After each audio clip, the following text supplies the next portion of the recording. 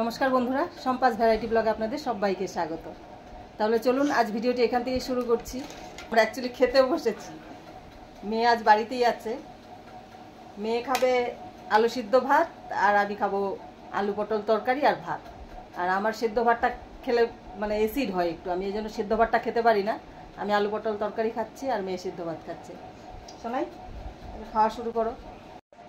গরম ভাত, ওই যে দেখুন আলু সিদ্ধ ভাত খাবে, আবার এখান থেকেও খাচ্ছে। বাবা খাওয়া হয়েও গেল। বাটারটা মিশিয়ে নে। গরম গরম তো, ভাত পুরো গরম। তাহলে বন্ধুরা আমরা এবার খেয়ে নিই। ভাতটা গরম গরম গরম ভাত সকালে ভালোই লাগে খেতে। আর আমাদের তো অ্যাকচুয়ালি ভাতের পেট। আমাদের রুটি, সকালে রুটি, মেয়ে ভালোবাসে রুটি। আমি, আমার শাশুড়ি মা। হ্যাঁ, আমার মেয়ের কদিন ধরে শরীরটা আবার ভালো না।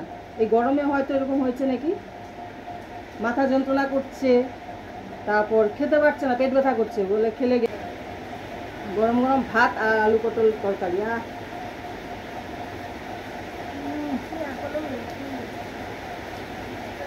তুই দেখাবি না, তোকে দেবো না। এবার যাই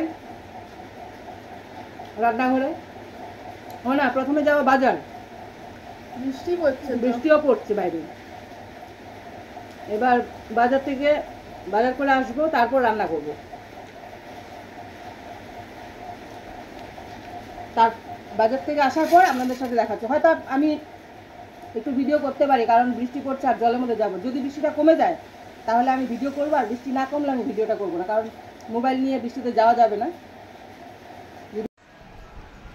আমার মা আসছে।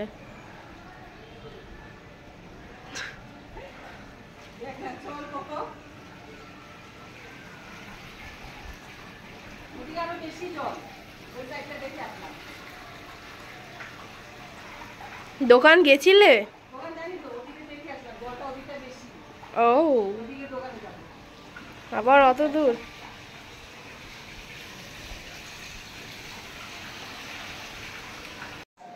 চলুন, বাজার থেকে চলে এসেছি। এসে এবার মেয়ের স্কুলের জামা কাপড় ধুয়ে তারপর এবার যাচ্ছি রান্নাঘরে। চলুন রান্নাঘরে। তো শরীরটা ভালো লাগছে না নাকি? হ্যাঁ, রান্না বসিয়ে দিয়েছি। হ্যাঁ, এসছি। জিরে দিয়ে দিলাম, শুকনো লঙ্কা, তেজপাতা। এবার দিয়ে দেবো কুচিয়ে রাখা পেঁয়াজ, আর পেঁয়াজটা একটু বেশি করে দিচ্ছি। পেঁয়াজটা একটু ফ্রাই করে নেব। পেঁয়াজ ফ্রাই হয়ে গেছে। এবার আমি ভেজে রাখা আলু আর সয়াবিন দিয়ে দেবো।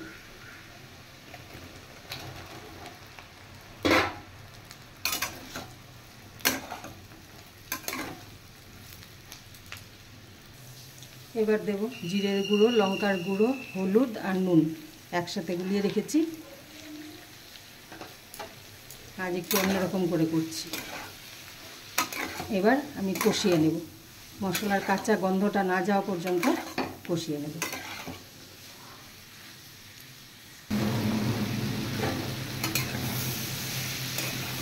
আপনারা অনেকে অনেক রকম বানান সয়াবিন তরকারি। এবার আমার মতো করে একবার রান্না করে তার সাথে পেঁয়াজ সম্বার দিয়ে মসুর ডাল আর তার সাথে গন্ধরাজ লেবু একবার বানিয়ে খেয়ে দেখবেন, এটার টেস্ট আলাদা একদম।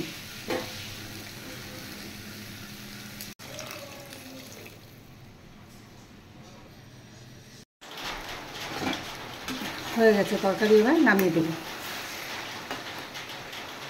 এবার ডাল সম্বার দিয়ে দিচ্ছি, শুকনো লঙ্কা আর পেঁয়াজ ভেজে নিয়েছি।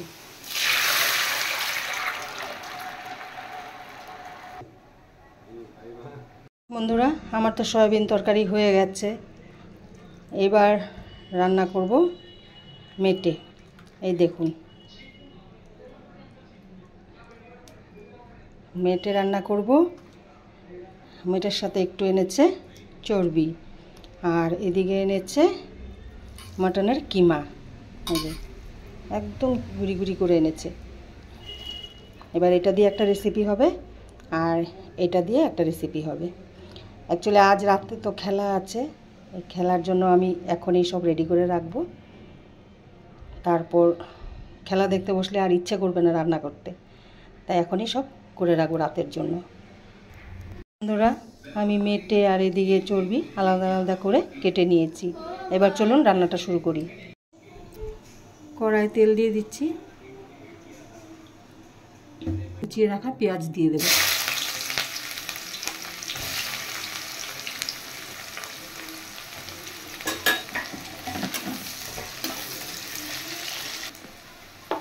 এবার আমি দেবো সামান্য নুন, তাহলে পেঁয়াজটা তাড়াতাড়ি ভাজা হয়ে যাবে। কি বলো, ভালো লাগছে? তুই কি চান করতে যাচ্ছিস? জলটা কম ঢালি, ঠিক আছে? কারণ জলটা আছে তো এখনো। পেঁয়াজটা ফ্রাই হয়ে গেছে, এবার আমি দিয়ে দেব কেটে রাখা মেটে।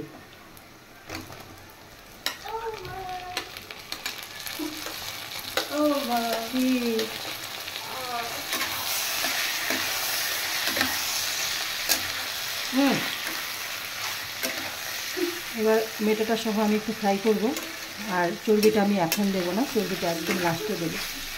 আর চর্বিটা যদি বেশি ফ্রাই হয়ে যায় তাহলে একদম চামড়ার মতো হয়ে যাবে, এই জন্য আমি এখন দিচ্ছি না।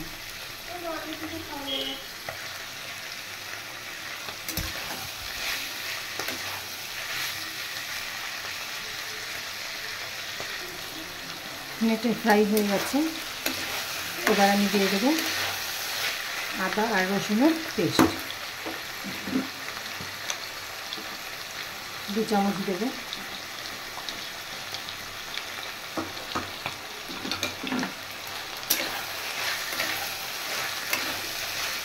এবার এটা একটু ফ্রাই করে নেব। এবার দেবো 2 চামচ ধনের গুঁড়ো।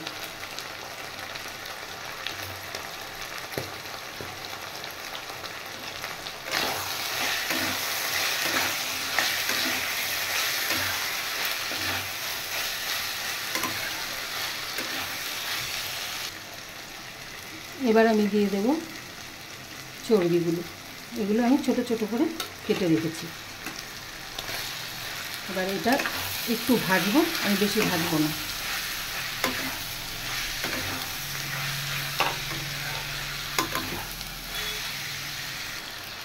এবার পরিমাণ মতো আমি নুন, হলুদ আর লঙ্কার গুঁড়ো দেবো।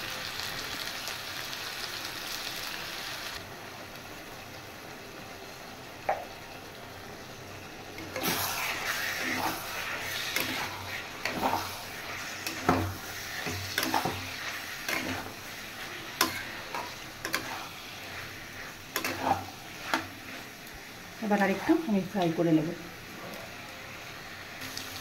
ফ্রাই হয়ে গেছে, এবার আমি পরিমাণ মতো জল দিয়ে দেব।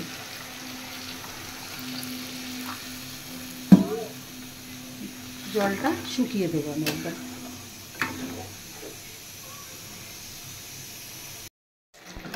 মেটে চচ্চড়ি হয়ে গেছে, মেটে তরকারি। এবার এটা আমি সামান্য গরম মশলা দিয়ে নামিয়ে দেব।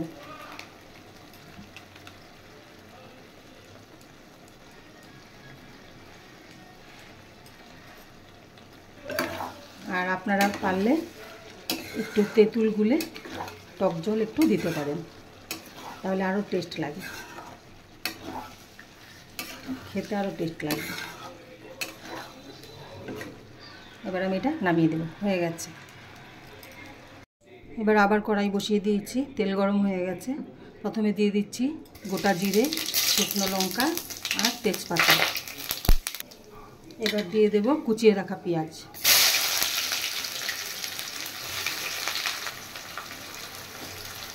এবার রান্না করব মটন কিমা।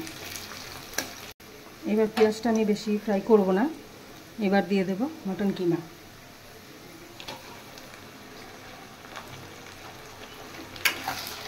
এবার মটন কিমাটা একটু ফ্রাই করে নেব। এবার দিয়ে দেব আদা রসুন পেস্ট।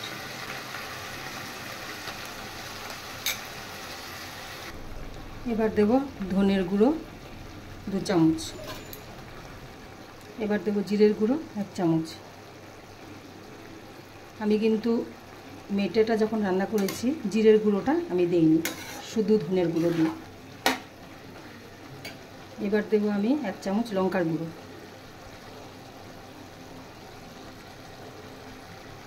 এবার দেবো পরিমাণ মতো নুন, এবার দেবো হলুদ,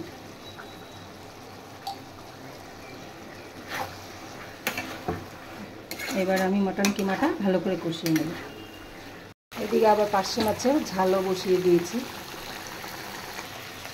মটন কিমাটা ফ্রাই হয়ে গেছে, একদম ফ্রাই হয়ে গেছে। এবার আমি দিয়ে দেব সেদ্ধ করে রাখা কাবলি ছোলা।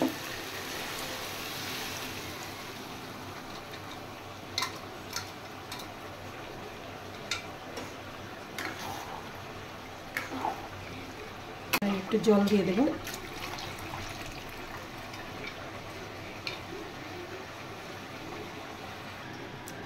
কাবলি চানা আর মটন কিমা দিয়ে ঘুগনি হয়ে গেছে। এবার আমি দিয়ে দেবো গরম মশলা গুঁড়ো। এবার এটা আমি অফ করে দেব। আর ছোলা এমনি ঝোলটা টেনে যাবে, অনেকটাই টেনে যাবে, তাই এখন আমি অফ করে দেব। রান্না হয়ে গেছে, খাবার বেড়ে নিয়েছি। ভাত, কাবলি ছোলা, মটন কিমা, এখানে আলু সয়াবিন, এখানে পার্শে মাছের ঝাল, আর এখানে মেটে আর চর্বি কারি।